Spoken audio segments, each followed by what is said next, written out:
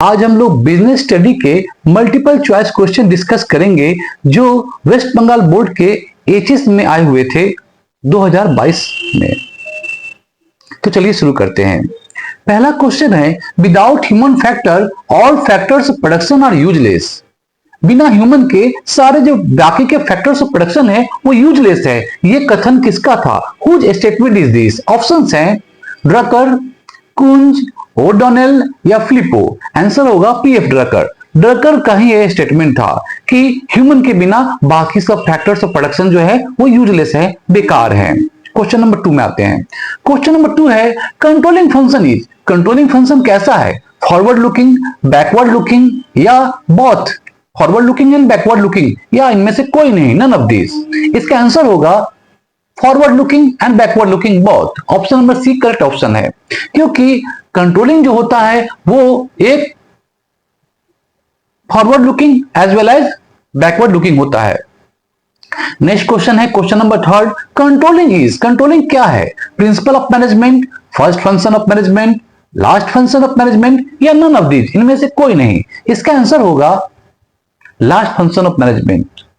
Planning is the first function of management and controlling is the last function of management. Controlling management का अंतिम function होता है, अंतिम क्रिया होती है। नेक्स्ट क्वेश्चन है question number 4, which of the following term as essence of management. Essence of management किसे कहा जाता है? नीचे 4 ऑप्शंस हैं, उन ऑप्शन में से किसे एसेंस ऑफ मैनेजमेंट कहा जाता है? चलिए ऑप्शन देखते हैं। पहला है कोऑपरेशन, दूसरा है कोऑर्डिनेशन, तीसरा है सेंट्रलाइजेशन और चौथा है controlling. Coordination is called the essence of management, इसलिए ऑप्शन नंबर बी जो है करेक्ट है। कोऑर्डिनेशन को ही हम लोग कहते हैं essence of management. Next question है question number 5, which of the following is not a feature of controlling. नीचे 4 जो ऑप्शन हम डिस्कस करने जा रहे हैं उनमें से कौन कंट्रोलिंग का एक विशेषता नहीं है? ऑप्शंस है a continuous process, a social process, a goal oriented process, a verification process. Controlling जो है वो एक सोशल प्रोसेस नहीं है, इसलिए आंसर होगा A number option, a social process. Next question है a key to all manager function. Management के जितने फंक्शन है उसका की क्या है? सबसे इंपॉर्टेंट फंक्शन क्या है मैनेजमेंट का, जिस पर बाकी के मैनेजमेंट के फंक्शन डिपेंडेंट होते हैं? आई रिपीट, इसका आंसर होगा planning. Planning is the key to all manager functions. Management के जितने फंक्शंस हैं वो प्लानिंग पर ही डिपेंडेंट होते हैं, टिके होते हैं। यदि प्लानिंग गड़बड़ हो गया तो मैनेजमेंट के सारे फंक्शन जो हैं वो ठीक से काम नहीं कर पाएंगे, फेल हो जाएंगे। इसलिए प्लानिंग जो है is the most important and the first function of management, जिसके ऊपर सारे मैनेजमेंट के फंक्शंस डिपेंडेंट होते हैं। इसलिए ऑप्शन नंबर ए जो है वो करेक्ट है। नेक्स्ट क्वेश्चन है question number 7, who coined the term POSDCORB. POSDCORB शब्द का जन्म किसने दिया था? पोडस्कॉर्प शब्द का मतलब होता है पी फॉर प्लानिंग, ओ से ऑर्गेनाइजिंग, डी से डायरेक्टिंग, एस से स्टाफिंग, सी ओ से कोऑर्डिनेटिंग और आर से रिपोर्टिंग एंड बी से बजटिंग। इस शब्द का जन्म दिया था प्रोफेसर लूथर गुलिक ने। इसका ऑप्शन क्या क्या थे? Henry Fayol, Luther Gulick, F W Taylor, Peterson. Answer होगा professor Luther Gulick. Option number B जो है वो करेक्ट है। लूथर गुलिक ने ही पोडस्कॉर्प शब्द का जन्म दिया था, जो कि शॉर्ट में फंक्शंस ऑफ मैनेजमेंट को बताता है।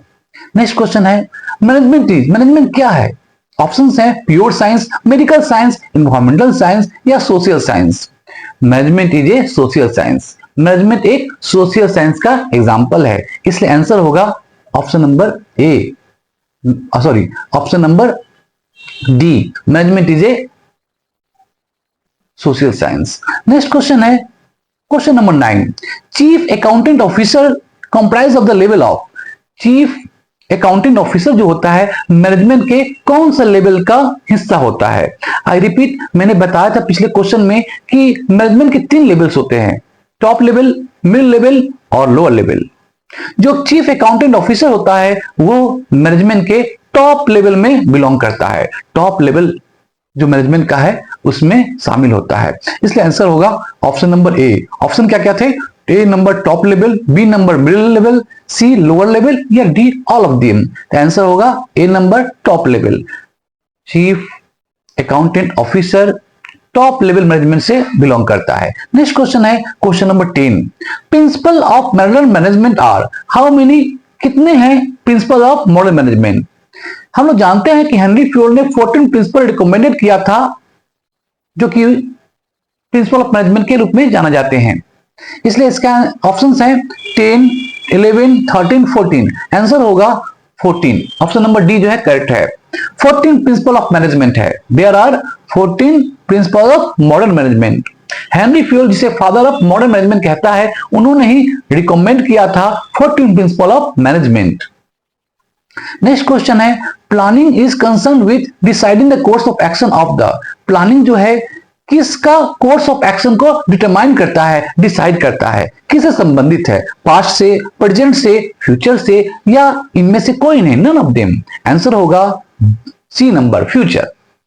प्लानिंग जो है वो फ्यूचर का कोर्स ऑफ एक्शन को डिटरमाइन करता है, डिसाइड करता है। नेक्स्ट क्वेश्चन है question number 12। Centralisation refers to. Centralisation से आप क्या समझते हैं? Retention of decision making power, dispersal of decision making power, division of workload, या नन ऑफ दीज। इसका आंसर होगा ऑप्शन नंबर ए। सेंट्रलाइजेशन का मतलब होता है retention of decision making power, निर्णय लेने शक्ति को अपने पास ही होल्ड करके रखना, इसको डिस्ट्रीब्यूट ना करना। नेक्स्ट क्वेश्चन है question number 12। Number of levels of management is at least. कितने लेवल्स हैं मैनेजमेंट के? मैनेजमेंट के 3 लेवल होते हैं, टॉप लेवल, मिडिल लेवल और लोअर लेवल। इसलिए इसका आंसर होगा बी नंबर ऑप्शन, 3 नंबर। 3 होते हैं टॉप लेवल मैनेजमेंट। ऑप्शन थे 2, 3, 4, 5। आंसर होगा 3। मैनेजमेंट के 3 लेवल्स होते हैं। नेक्स्ट क्वेश्चन है, who is the father of scientific management. Scientific management के फादर किसे कहा जाता है? फादर ऑफ मॉडर्न मैनेजमेंट जो है वो है हेनरी फ्योल, जबकि फादर ऑफ साइंटिफिक मैनेजमेंट है एफ.डब्ल्यू. टेलर। एफ.डब्ल्यू. टेलर को फादर ऑफ साइंटिफिक मैनेजमेंट कहते हैं, जबकि हेनरी फ्योल को फादर ऑफ मॉडर्न मैनेजमेंट कहते हैं। इसलिए इसका आंसर होगा एफ.डब्ल्यू. टेलर। ऑप्शन से F W. Taylor, Henri Fayol, P F. Drucker या लूथर गुलिक। आंसर होगा F W. Taylor. F W. Taylor is called the father of scientific management. ये था क्वेश्चन नंबर 14। ये 14वां क्वेश्चन था। 2022 के जो सेकेंड पार्ट है एमसीक्यू का, अब उसका बात करते हैं बिजनेस स्टडी पेपर में। वो है which of the following is a criteria for determining the economic efficiency of business. Business का जो इकोनॉमिक एफिशिएंसी है उसको तय करने में कौन सी क्राइटेरिया को हम लोग शामिल करते हैं? प्रॉफिट, डिविडेंड, इंटरेस्ट या फाइनेंशियल लिक्विडिटी। आंसर होगा ऑप्शन नंबर ए, प्रॉफिट। प्रॉफिट तय करता है कि बिजनेस का इकोनॉमिक एफिशिएंसी कैसा है, आर्थिक अर्निंग क्षमता कैसी है। नेक्स्ट क्वेश्चन है which capital is needed to day operation of the business. Business का जो डे ऑपरेशन का जो नीड है कैपिटल का, उसे क्या कहते हैं? उसे कहते हैं हम लोग वर्किंग कैपिटल। नेक्स्ट क्वेश्चन है the aim of advertisement. Advertisement का मेन उद्देश्य क्या होता है? ऑप्शंस हैं product distribution, price settlement, product promotion या ऑल ऑफ दीज। इसका आंसर होगा प्रोडक्ट प्रमोशन। प्रोडक्ट को प्रमोट करना ताकि सेल हो सके, यही मेन उद्देश्य होता है एडवर्टाइजमेंट का। नेक्स्ट क्वेश्चन है question number 4। Which of the following is marketing concept is not related to traditional concept of marketing. जो इनमें से 4 ऑप्शंस है production oriented, customer oriented, product oriented या सेल्स ओरिएंटेड, कौन सा ट्रेडिशनल कॉन्सेप्ट ऑफ मार्केटिंग नहीं है? ट्रेडिशनल कॉन्सेप्ट ऑफ मार्केटिंग जो है वो मेनली सेल्स पर फोकस करता है, बिजनेसमैन के प्रॉफिट पर फोकस करता है, जबकि जो मॉडर्न मार्केटिंग कॉन्सेप्ट है वो कस्टमर ओरिएंटेड होता है। कस्टमर ओरिएंटेड होता है, सेल्स ओरिएंटेड नहीं होता है। Traditional concept of marketing sales oriented होता था, जबकि मॉडर्न मार्केटिंग कॉन्सेप्ट जो है वो कस्टमर ओरिएंटेड होता है, कस्टमर का सेटिस्फैक्शन को मोस्ट इंपॉर्टेंट देता है। इसलिए इसका आंसर होगा option number B, customer oriented. Next question है profit maximisation is a. Profit maximisation जो है कैसा अप्रोच है? Narrow approach, logical approach, broader approach या इनमें से कोई नहीं, नन ऑफ दीज। आंसर होगा narrow approach. Profit earning, profit को मैक्सिमाइज करना एक छोटी सोच है, एक नैरो अप्रोच होता है बिजनेस के लिए। नेक्स्ट क्वेश्चन है EBIT stands for. Full form क्या है EBIT का? EBIT का फुल फॉर्म होता है earning before interest and tax. इसलिए इसका आंसर होगा option number C, earning before interest and tax. Next question है which of the following does not belong to 4 P's। जो 4P होते हैं मैनेजमेंट की दुनिया में, उसमें कौन सा इसमें से ऑप्शन नहीं है? प्रोडक्ट, प्रमोशन, फिजिकल डिस्ट्रीब्यूशन या प्रॉफिट। जो 4P's होते हैं मार्केटिंग मैनेजमेंट में, उनमें प्रॉफिट शामिल नहीं होता है, जबकि प्रोडक्ट, प्रमोशन, फिजिकल डिस्ट्रीब्यूशन ये सब उसके पार्ट होते हैं। नेक्स्ट क्वेश्चन है, who is the author of the book marketing management? Marketing management का बुक किसने लिखा था? मार्केटिंग मैनेजमेंट नामक बुक जो है वो किसने लिखा था? इसका ऑप्शन है P.F. डकर, F.E. Clark, Philip Kotler या फिर लेविट। आंसर होगा Philip Kotler. Philip Kotler is the author of the book the marketing management. Next question है, which of the following is not a function of marketing? Marketing का इनमें से कौन सा एक फंक्शन नहीं है? ऑप्शंस है पैकेजिंग, प्राइसिंग, वेयरहाउसिंग या मेकिंग फाइनेंशियल प्लान। ऑप्शन है मेकिंग फाइनेंशियल प्लान। मार्केटिंग का फाइनेंशियल प्लान को निर्माण करना कोई फंक्शन नहीं है, जबकि वेयरहाउसिंग, प्राइसिंग और पैकेजिंग ये सब के सब मार्केटिंग के फंक्शन होते हैं। नेक्स्ट क्वेश्चन है, the term marketing mix was first used by? सबसे पहले दुनिया को मार्केटिंग मिक्स के वर्ड के बारे में, मार्केटिंग मिक्स जो टर्म है, जो एलिमेंट है, उसके बारे में किसने बताया था? ऑप्शंस है Philip Kotler, Henri Fayol, P.F. Drucker या जे मैककर्थी। आंसर होगा option number D, J McCarthy. J McCarthy जो थे, उन्होंने ही सबसे पहले दुनिया को बताया था मार्केटिंग मिक्स के बारे में। नेक्स्ट क्वेश्चन है, which is not the source of fixed capital? इन चार ऑप्शन में से कौन सा फिक्स्ड कैपिटल का एक सोर्स नहीं है? ऑप्शंस हैं debentures, share, long term loan या क्रेडिटर्स।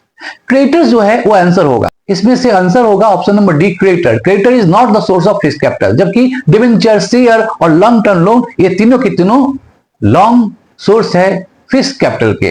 नेक्स्ट क्वेश्चन है question number 12, dividend is to be paid within? Dividend कितने दिनों के अंदर पेमेंट करना पड़ता है? From the day of declaration of the dividend. एक कंपनी ने अपना डिविडेंड को अनाउंस कर दिया, वो डिविडेंड का अमाउंट शेयर होल्डर को जानी चाहिए कितने दिन के अंदर? जिस डेट को डिविडेंड को डिक्लेयर किया जाता है कंपनी के द्वारा, विद इन उसके 30 डेज शेयर होल्डर के पास चली जानी चाहिए। आंसर होगा A number option 30 days. Next question है, working capital will be positive when? Working capital positive कब होता है? वर्किंग कैपिटल पॉजिटिव कब होता है? वर्किंग कैपिटल का फॉर्मूला है current assets minus current liability. जब करंट एसेट ज्यादा हो और करंट लायबिलिटी कम हो तो हमें इसे कहते हैं पॉजिटिव वर्किंग कैपिटल। ठीक इसका अपोजिट, यदि करंट एसेट्स कम हो और करंट लायबिलिटी ज्यादा हो, उसे नेगेटिव वर्किंग कैपिटल कहेंगे। तो यहां पर पूछा है पॉजिटिव वर्किंग कैपिटल कब होगा? जब करंट एसेट्स करंट लायबिलिटी से ज्यादा होगा, इसलिए इसका आंसर होगा option number A. Next question है question number 14, the objective of financial management. Financial management का क्या ऑब्जेक्टिव होता है? Wealth maximisation, profit maximisation, profit earning या D both A and B. इसका आंसर होगा both A and B. I mean option number D जो है सही है। वेल्थ मैक्सिमाइजेशन और प्रॉफिट मैक्सिमाइजेशन ये दोनों के दोनों फाइनेंशियल मैनेजमेंट के ऑब्जेक्टिव होते हैं। तो आज हम लोगों ने 2022 का जो मल्टीपल चॉइस क्वेश्चन थे बिजनेस स्टडी का एचएस के, उसको डिस्कस किए। आशा करता हूं इस क्वेश्चन के द्वारा आपको इस बिजनेस स्टडी के जो बाकी चैप्टर्स हैं उसको समझने में आसानी हुई होगी।